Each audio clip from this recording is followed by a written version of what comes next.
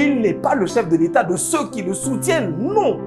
Il est aussi le chef de l'État de l'opposition. Ça, nous devons tous le savoir. Imaginons-nous qu'un jour, tous ceux qui n'épousent pas la vision du chef de l'État, tous ceux qui ne l'aiment pas, tous ceux qui ne l'acceptent pas, tous ceux qui ne veulent même pas le voir, que quand ils voient une image du chef de l'État sur les réseaux sociaux ou à la télévision, ils zappent tout de suite.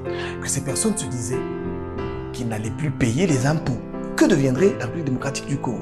Vous avez déjà pensé à ça? Alors commencez à y réfléchir parce que je me dis, vous n'y avez pas pensé. Le Congo appartient à tous les Congolais. Nous sommes tous fils et filles du Congo. Nous devons nous accepter mutuellement parce que c'est ça la démocratie. La démocratie, c'est la tolérance, c'est l'acceptation de l'autre aussi. Donc, quand la première dame appelle les journalistes, de quel bord qu'ils soient, acceptons. On ne pouvait pas non plus appeler tous les journalistes congolais.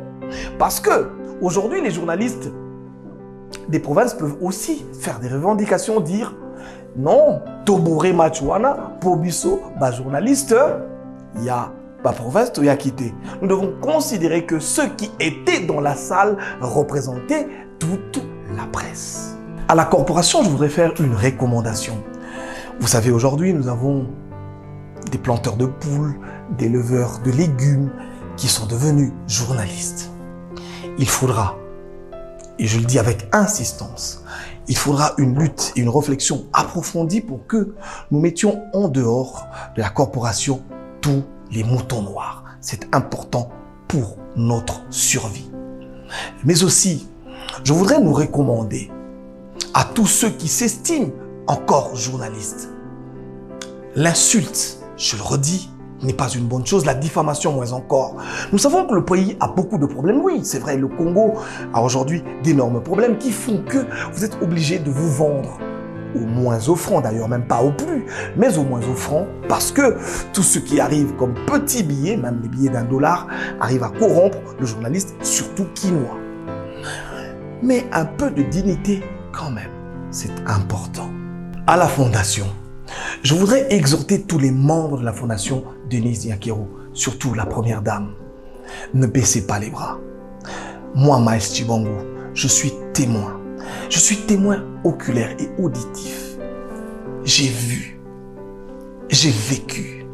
Je vais dans quelques jours faire profiter au peuple congolais et au monde entier de l'expérience que j'ai personnellement vécue dans les différentes provinces de la République, mais bien aussi à l'extérieur. Tous ces témoignages, tous ces parents que j'ai vus, tous ces enfants qui pleurent, qui vous exhortent, qui demandent à la première dame de continuer de faire un peu plus d'efforts.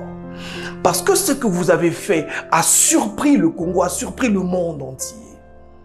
Votre dévouement, votre humanité, votre altruisme, votre passion du Congo est en train de mettre petit à petit les familles congolaises derrière vous, derrière votre vision. Et je pense qu'aujourd'hui, vous n'avez pas le droit d'arrêter. Quelles que soient les critiques, quels que soient les colibés, quelles que soient les railleries de certains, votre vision implique la République, mais dans son avenir. Aujourd'hui, les gens peuvent encore vous critiquer, mais demain, ceux qui vivront encore se souviendront de vous. Je pense qu'aujourd'hui, toute la fondation devrait... Je manque les mots. Je voudrais le dire un peu comme les Kassaïens le disent.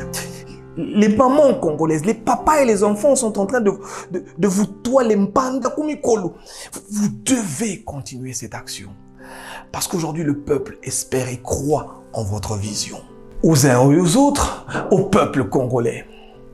Nous avons aujourd'hui l'espoir de voir un jour nos enfants étudier et étudier réellement. Demain, nous aurons des vrais cadres. Demain, nous aurons des vrais hommes et femmes politiques qui pourront penser à la nation parce que la nation leur aura apporté quelque chose, une éducation certaine. Alors, envoyons nos enfants à l'école parce que déjà, il y a la gratuité de l'enseignement primaire. Donc, pas besoin de payer le Minerval. Aujourd'hui, demain, nous aurons la bourse.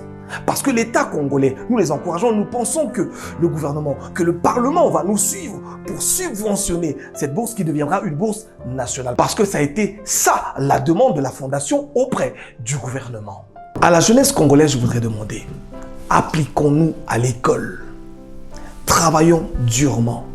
Oui, nous pouvons espérer. Oui, nous pouvons y croire. Oui, nous pouvons être demain des grands.